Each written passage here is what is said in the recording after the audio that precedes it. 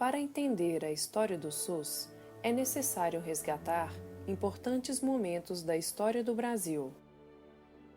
No Brasil Império, a população era predominantemente rural, com poucas cidades e uma economia agrário-exportadora.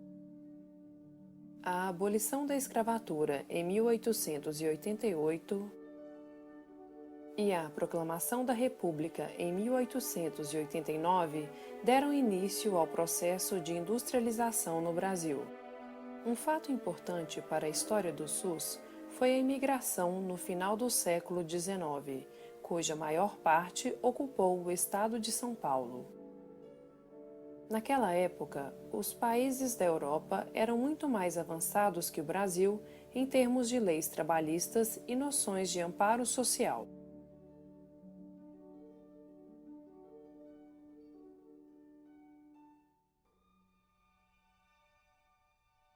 Então, para tentar suprir essa carência do Estado, os imigrantes se organizaram nas caixas de aposentadoria e pensão.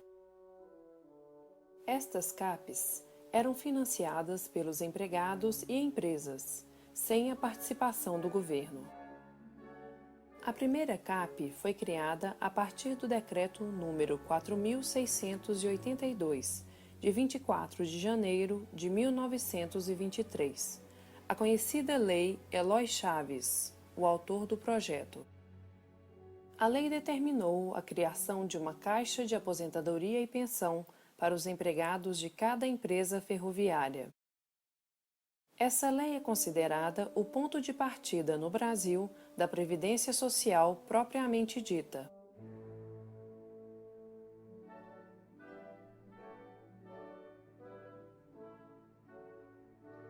Alguns anos depois, as CAPs foram agrupadas nos Institutos de Aposentadoria e Pensão, por categoria profissional.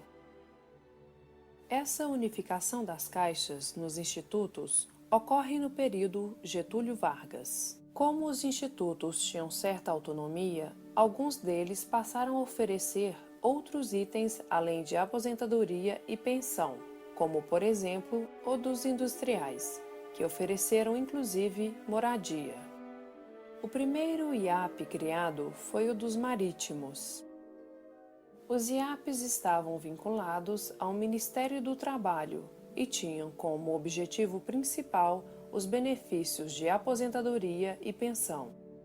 Desta maneira, a assistência médica não era seu objetivo principal.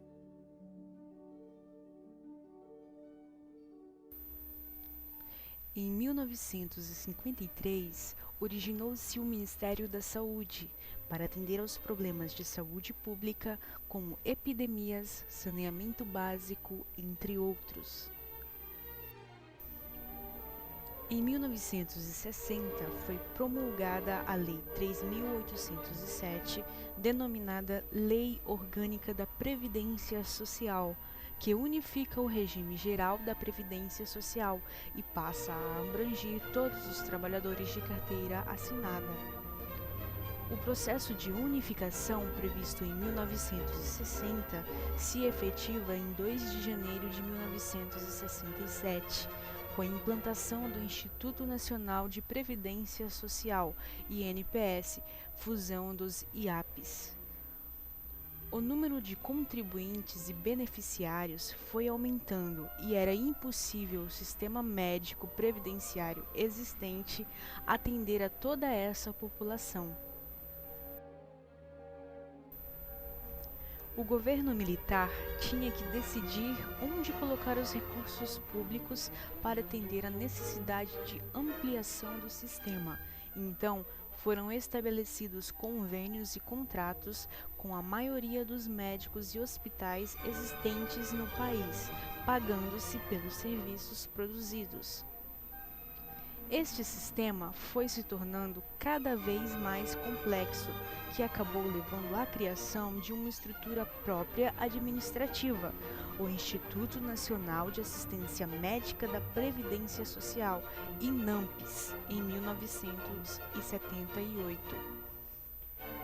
Em 1975, o modelo econômico do país entra em crise, devido também à crise internacional e à diminuição do ritmo de crescimento do país.